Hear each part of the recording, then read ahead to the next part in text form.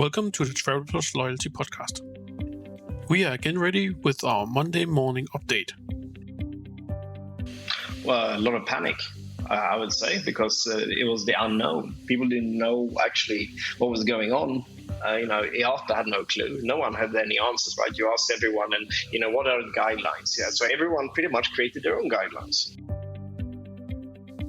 You just heard Peter Lawrance talking about what happened when the COVID-19 pandemic hit back in March 2019.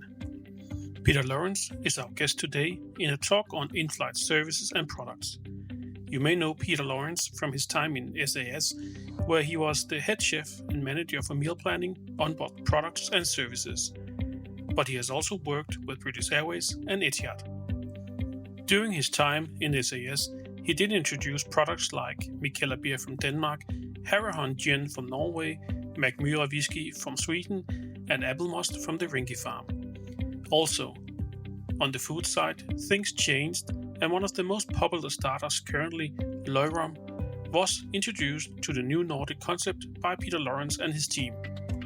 This was back in 2017, where the new revamped and upgraded SAS business class setup was introduced the first time. Though the Mikkeller offerings did start earlier and was available on SAS Plus flights on the short-haul market in Europe and Scandinavia. The deep dive theme for today's episode is around what happens when the COVID-19 pandemic hit and what is the work ahead for the airlines when traveling returns to normal again. What happens to the economy catering setup? And will the investment that we have seen from example SAS and British Airways continue? And will we see restaurant service again on board in premium classes? Let's get started and hear what Peter has to share with us in today's Monday morning update.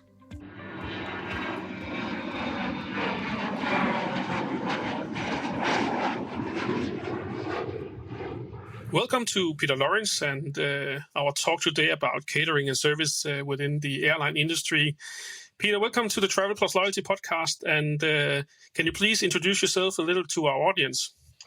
Of course. Thank you, Henrik. So, hi, everyone. As you already know, my name is Peter Lawrance, and I'm here to talk about airline different in-flight products. But first, a quick introduction to who I am and how I ended up here.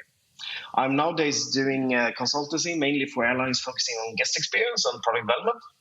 I just left Etihad Airways, where I was head of culinary and senior product manager.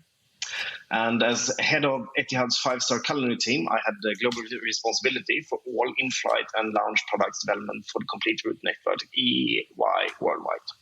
And before this, I was the head of in-flight product and service development at British Airways, and I was the one creating the newest first-class product.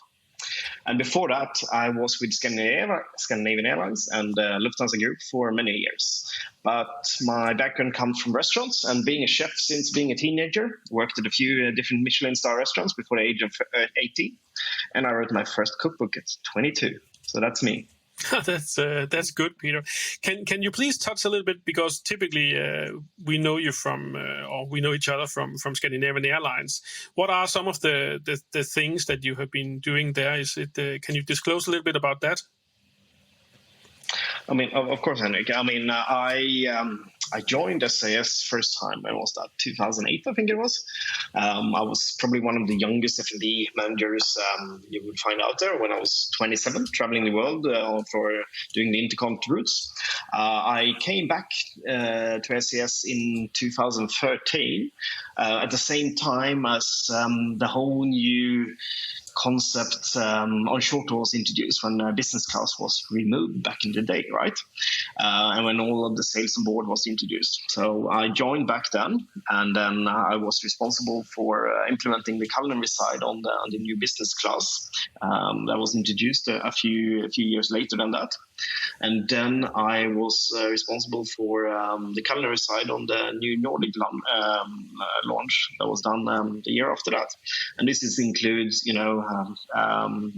the partnership with Mikkeller, for example, the beautiful Løgrom that's on board, and a few more of those things, right? So I've been very deep into SAS and their amazing products. I'm very lucky after being through a few different other airlines after that. I'm very lucky for my time at SAS. You know, it gave me such a very good cornerstone to stand on for the future adventures I had after that. So yeah, and that I think it's interesting, and your journey with both SAS but also later on tells us a little bit about your focus and what it is that you're focusing on when you're making these changes or updates or new products coming in. So what do you focus on? It's not just a piece of bread. It's not just a beer. It's not just coincidence things that you pick from the vendors. What are your focus when looking at these concepts? Well, I mean, it is actually quite complicated, right? I mean, it sounds very easy, it's just F&B. How hard can it be? But actually, you know, your duty is to develop a very lean, high-quality product, right? It needs to be an exclusive guest experience, you know, with real value for all the passengers. You know, and also, of course, within the given budget. That's pretty tight, right? So this includes doing all the catering tenders, meal planning, presentations, and the pricing that comes with that, right? You're responsible for all new catering station startups, the implementation of new products, you know, and also quality of daily operations and deliveries. What all of this means is that your first priority and focus is actually daily operations, right? Then you need to create and deliver something that will have an edge on the other airlines. I mean, again, like what SAS has done with the New Nordic concept, you know, going all in on amazing local products. I mean, again, you know, the Michele partnership, right? You know, the best beers in the world, outstanding. Or awesome hand-painted chocolates they had from here at Escalante. You know, there is no one that's hand-painted chocolates on an aircraft except SAS, and they deliver it, you know, every day. You know, and not to forget, you know, apple must from Ringy Farm, you know. How can you beat that? They've been producing apple must for 30 years. The farm has, you know, been there in the Middle Ages, in the same family for the last couple of hundred years. You know, those treasures is amazing, and to be able to have that on board an aircraft, right, that gives you an edge. And yeah, so every airline need to find their niche, right, to make sure they stand out, because otherwise you have a pretty, I mean, it's the same as either a Boeing or an Airbus, right? And then you need to go in changing the details to make sure it gives some uniqueness. It's not just a coating of paint on the outside, you know, it needs to go all the way through. So yeah. So I would say focus is daily operations, and then you need to have that edge. And you can say that that's really interesting about the difficulties in this. You mentioned the Lodram and ensuring that actually it's available on each flight in the given period that it's in season. That's also some interesting logistic going around there, but also the Ringy. And one of the things I saw about the Ringy was the Ringy apple juice is that the apples in that product actually changes over the seasons. So it's not necessarily the same. So it's I think it's highly interesting, at least for me, who is a little bit interested in food and travels as well around to trying new stuff, that these kind of products come in. So how difficult is it to secure for an airline these many or high volumes of these products so you don't have to change them often? How do you secure that in the planning phase? Well, I mean, it is quite complicated. I mean, as Ring is an example, right? You press the apples, depending on what type it is, generally once a year. You know, the apples are ready in September. This is when you press them. So you need to make sure you have your logistics. You need to make sure you have, you know, what you need, and hopefully it was a good season, right? And then you have a brewery where you can rebrew, you know, every couple of weeks, right? Just plan it a little bit. But now you're having an issue with all the aluminium foil. You know, because of COVID, there is no aluminium foils being produced. So everyone wants a can now. Everyone wants a single portion. So you have an issue with that, right? So that's a challenge. You need to take care of that issue. And then you have the paper industry, right? Because all of the packaging now is going over to paper packaging. Everyone's doing it at the same time. Right? There's not enough trees, you know. So then you have the logistic side of that, right? It's a complete nightmare just finding the material to make all of this packaging. You know, so there is so many living parts in all of this to make a complete picture, right? And then every airline has any day, hundreds of different menus flying, right? And then within those menus, there's hundreds of different components, so you really need to have strong partners that are helping you, supporting you worldwide, right? So you take care of everything that is within your base. You have a complex situation on your base station, right? And then you have all of your partners on all of those outstations. So it's a big network, and there you need to have a strong team next to you. I mean, doing it by yourself, it's not easy. You need to have someone who knows the logistics. You need someone who knows the supply chain. You need to have someone who can support you on the loading. And it's I don't know if that gave you an answer, but no, it definitely tells us that it's not easy and it's complex to secure the inbound logistic. And I think the last year with COVID has not made it easier. As you say, there is a lot of sustainability, and then COVID around safety comes into the picture as well. So there's a lot of changes to products, or at least the wrapping of it. Absolutely, and every airline have a different challenge, right? I mean, if you're in the Middle East, we can take Etihad as an example. Nothing is produced here. Everything is imported, right? So they are so relied on having a good logistic chain coming in. If you're in Europe, you can put it on a truck, right? You can just drive it over. Here, you need to have it on a boat. And then usually once it happens that big boats get stuck in the Suez Canal, right? Then the whole world gets screwed up, and there's still deliverings from Europe to US to the airlines are affected by this, right? They're delayed by weeks because of that boat that was stuck weeks ago. So everything is connected, and it's there's so much stuff that's outside of your powers, right? Even if it's a volcano in Iceland, or if it's a COVID outbreak or whatever it would be. You need to be prepared for all of it, because this is not the last time. It's going to come something another couple of years again. So we always need to be prepared for the worst and then have a solution. And I think this is what actually is very exciting in the job as well, right? It always changes. It's quite exciting.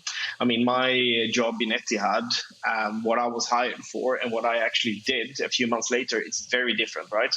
From going in to supposed to redesign the residence and whatnot, ending up sitting, planning all for the COVID. And this is actually what makes it fun, right? You never know what's going to give you to the next day.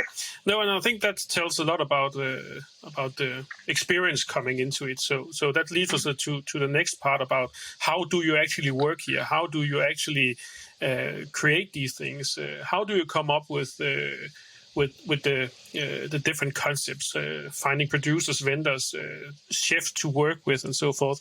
Can you talk a little bit about how do you work with? What is your day? Let's say a normal day, if that ever exists in Peter Lawrance's life. What does that look like? Well, I was going to say, to be honest, I talk more to the suppliers, to the producers than my colleagues usually. Right? I know everything my colleagues are doing, right? I want to try to figure out what's the next big thing coming out from producers, and what can we develop together? What can we plant? What can we do, right? And as I have the background from being a fancy chef, and I also have the back in having run an extremely high-end fish delicatessen shop, right? So I can speak their language, if you know what I mean. When I travel the world to do my exploring, I can blend in and get the inside of the local foodies as one of them, right? This together with my passion for travel and food usually is a win-win combination. So if I'm in Lebanon trying to source, I somehow... I don't know. I think this is actually what I'm pretty good at, right? I'm pretty good at finding the next big thing. What's going to be the trend next year? Instead of, just following trends, it's more about developing and creating a trend. As it takes such a long time before you can get it on an aircraft, you really need to be a year or 2 years ahead of everything else. So if you just keep copying everyone, right, you're always going to be behind. So you really need to find your own thing. You need to have a nose for, being able to sniff out what's going to be the cool thing. And it is very different in country to country, airline to airline, what's actually important as well, right? The culinary side, extremely important in SAS. Not so much in Etihad, right? In Etihad, there is a big different focus on something else, that actually doesn't get so much attention in SAS, and vice versa. And then BA, what do they have? They have an amazing network, Everyone wants to go to London. So this is an edge they need to build on, right? So it is a little bit of a challenge, but it is just put your neck out there, be brave, believe in what you do, and just do it, deliver it, and if it doesn't work, fix it or change it, right? Instead of just sitting on it and then waiting for someone else to do it first. So you just try to create it, have it on board, give it a show, see if someone likes it or not, and then you go from there. And staying ahead of the game, basically, as you said, that bringing a product in, it could be a beer, both for BA or SAS. It takes more than just making an agreement with the vendor and saying, can we get the X amount of bottle of beers? The journey from talks to agreement to when you see it on the plane. Now I think beers is easier than food is, because there is a different kind of safety and other rules are related to that.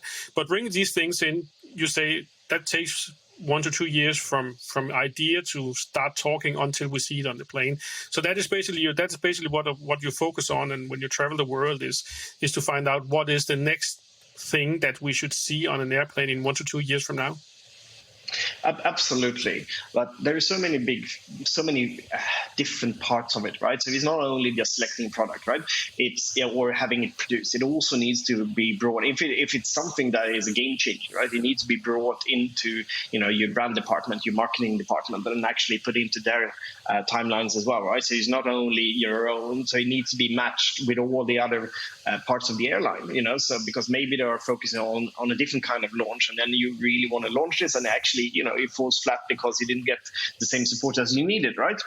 And then production, you need to find the right production, right? And then you need to maybe you need to wait 2-3 months to find a production slot, right? If it's a beer can, or if it's a crew uniform, or whatever it might be. And after that, you have all the trials that are going on, depending on how big the project is, right? And then you have the different loading variations. You have there's so many tests going on. But the fun part is because it makes such a big difference if you're developing a set of cutlery, or if it's a uniform, or if it's beer or chocolate or whatever it might be, right? There's different rules that you need to follow, and then there's different rules in each and every country, each and every continent. And then you have, of course, crew.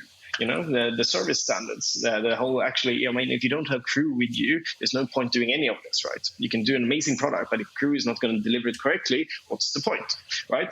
If you have caviar on board and the crew can't deliver it, it's going to fall flat. If you have a meatball and the crew can deliver it, it's going to be the best thing ever. So this is, the main point. So it all comes down in the end to how the crew is going to deliver this, right? Because that's actually the actual guest experience. So there is so many parts of it, but I think if we were going to go into deep, to one of these products, we're going to need a separate program just for that. We'll look at that to see if we have some good examples in the future for that part. But going on to something a little bit different, but still in the same area, we have seen the last 1 year's time, a little bit over 1 year, that the pandemic came to the airline industry and all over the world, basically. How did catering adapt to the pandemic?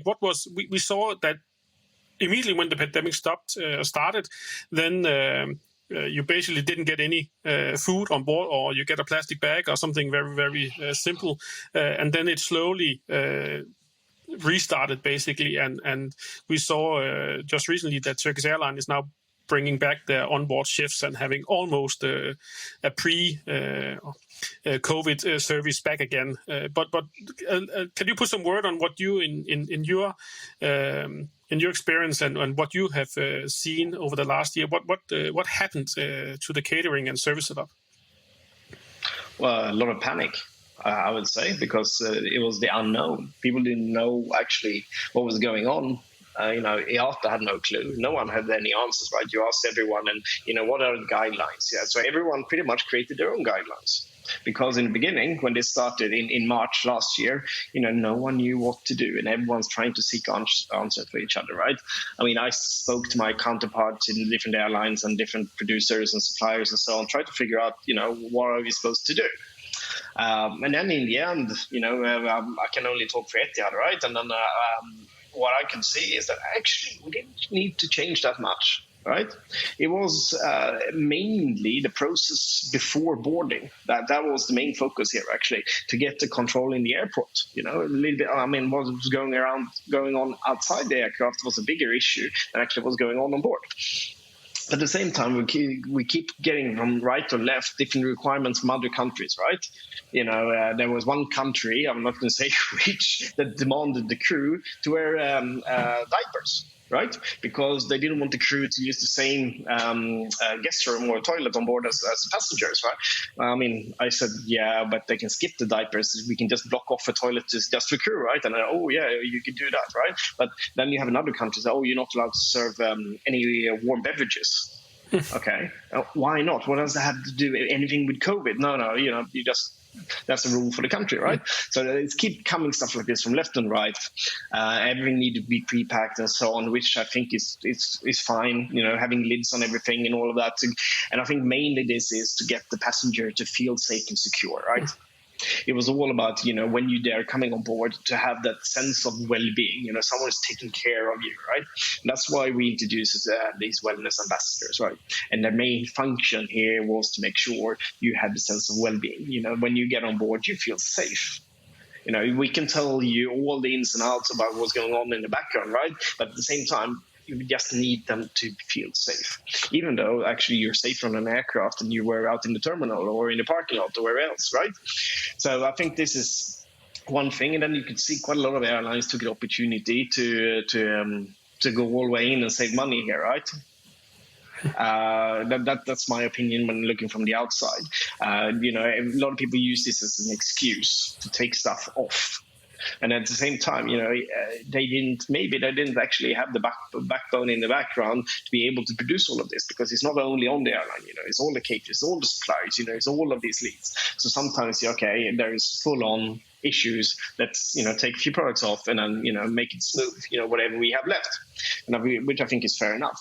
But now I hope everyone is ramping up, because the summer is coming and I think passengers are ready to get on board again. I think 1st of June we're going to see a different world out in Europe, and hopefully it just keeps going on more and more, and the rest of the year.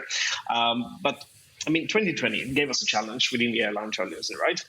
At the same time, it gave us the chance to be creative and to introduce new ways of working more hands-on on a global level than we've done before. I wanted to give an example, and that's, for example, at Etihad. It gave us the chance to be leading in the way of setting a new airline industry, really, a new industry standard on how to manage procurement of new catering services. So we looked over 30 plus global destinations, and we did it all through virtual presentations, right? What this meant for us was that we were running 10-hour online catering presentations 4 days a week for about 3 months. We spent thousands of man hours on this, right? But before the pandemic, this was done on site. It took a lot of travel, and now we covered the whole world in 3 months. And this is previously unheard of. So I think there is ways of finding opportunities to actually, to be creative instead of just, having an excuse not to be. Interesting, and I think it's interesting that you say that the majority of things was happening behind the scenes. It was not a lot of changes when it actually came into the airplane. Of course, as you see, the visual part is to making people feel safe and so forth.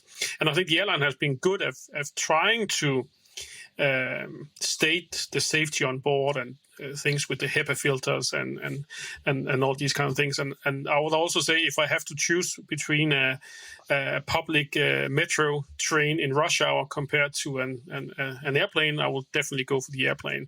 That's definitely for sure. But good. So, well, yeah.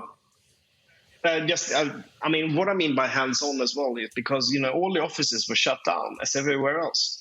So all the connection you have, with the ground staff and with the product was cut off. Everyone was stuck at home. So it has been challenging, and I think every country, every company is treating it different, and there is no right or wrongs here. I think the whole situation is just a tragedy, right? And there's so many good people that has lost their livelihoods. I really hope, everyone's landing on their feet and, everyone is ready to go again. Yeah, and we definitely want the ecosystem around this is quite big, as you say, the vendors behind the scenes, the producers and so forth. If they had solely based their income on providing to the travel industry or airlines, they of course also hit dramatically. So there we perhaps will see some of the producers that are not there anymore. So that's definitely not a good thing. The consequences of the pandemic has not been good. But a question that we have had a couple of times is that will the traditional restaurant service where you get a plate served once and then it's replaced by the starter is replaced by the main course and so forth, will this restaurant-like service, will we see that again, or are we stuck for some time on serving everything on a plate again? No, you will absolutely see this again. This will be more important than ever the next coming years, right? The competition is fierce, and everyone needs to stay on top of the game to get the customers back, and then actually to keep them, right? If a customer, used to fly in a certain airline, used to this, service prior pandemic, and then they go on a business class seat and see that they have cut, they're not going to take the next flight for that airline. They're going to find a new one, right? So I think, it's the competition is going to be fierce.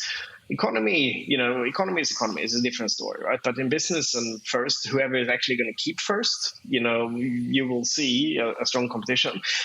You will also see that, the care and well-being focus that's going to be given, right? This is here to stay. I think the airlines has taken opportunities to fast track towards a more sustainable offering. And this is, you definitely feel in economy.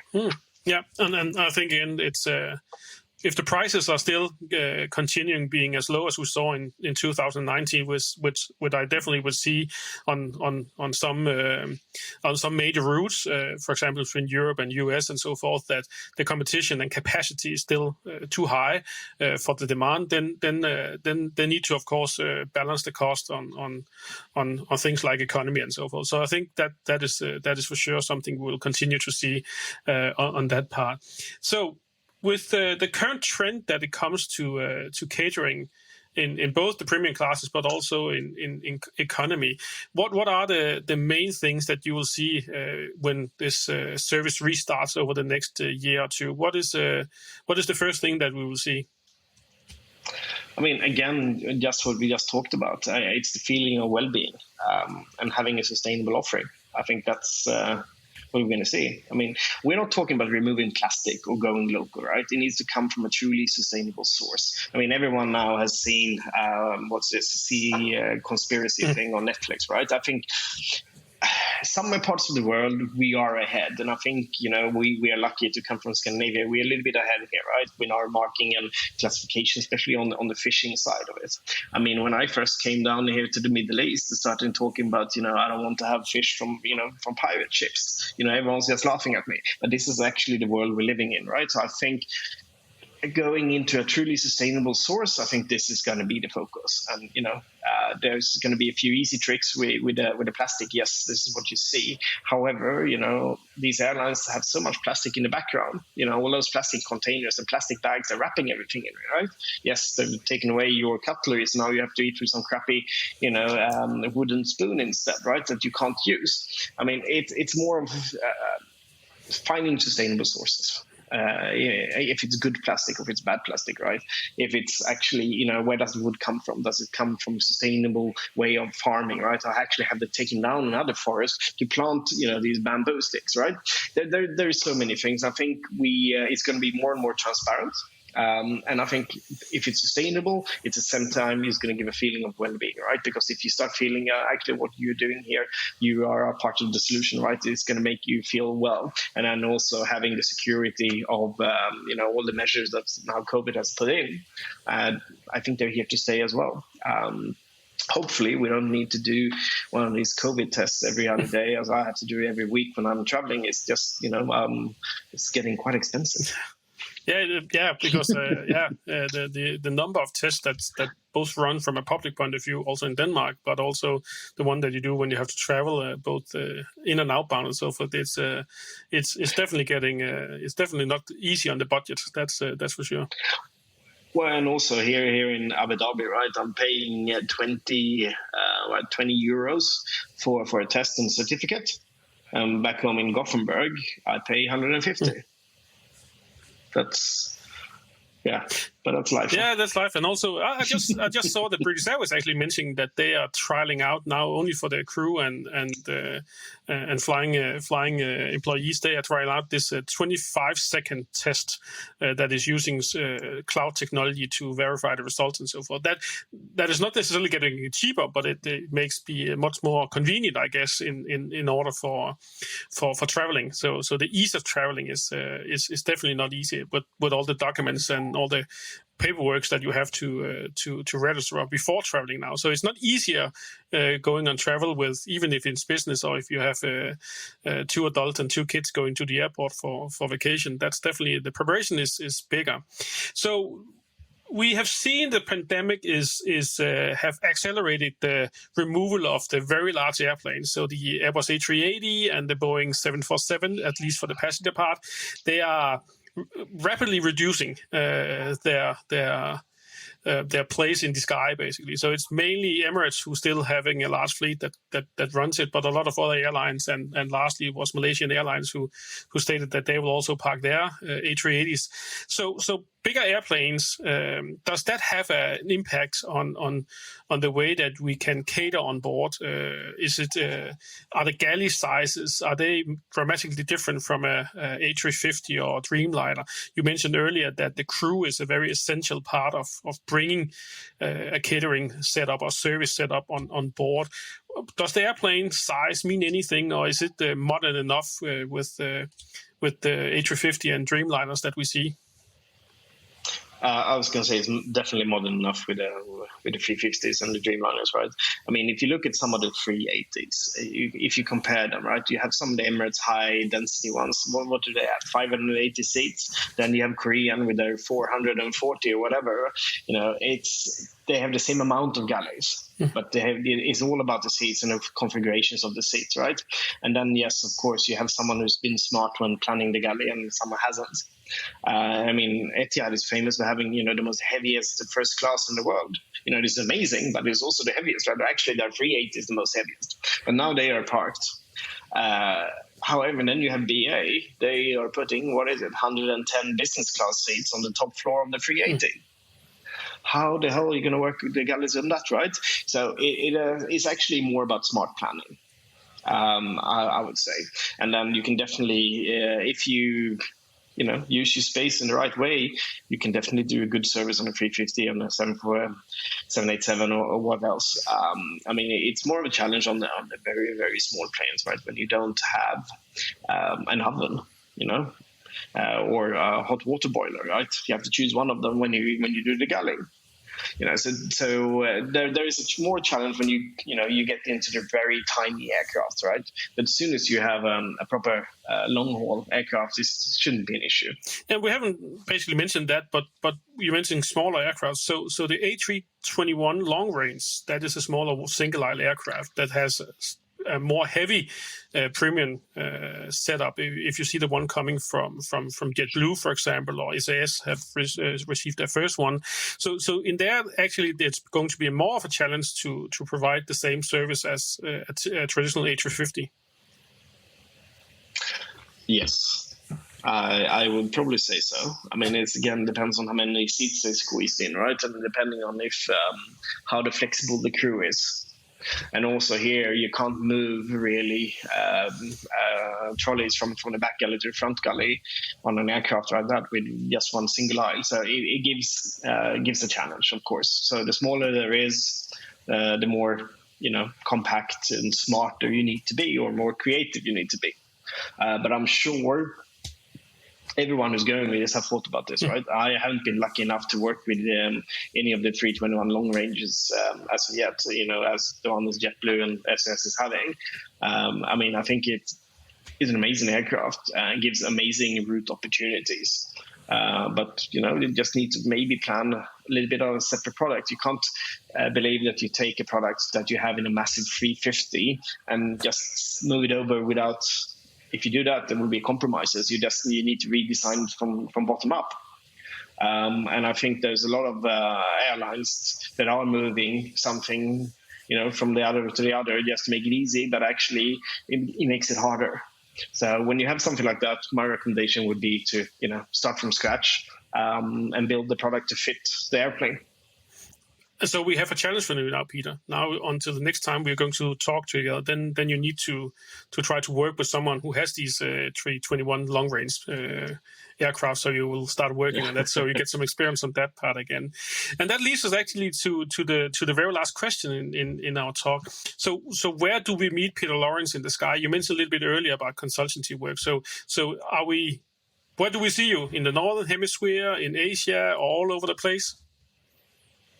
Well, all over the place, I would say. Well, at least I hope. Let's see what happens. It's Corona is still going on. People are a little bit hesitant to start flying. I think as soon as we're up in the air again, you will see me up in the air as well. That's perfect. And with these words, thank you very much, Peter, for our talk. And until next time, we touch base. And let's see how it's going. Thank you very much, Peter. Well, thank you, Henrik.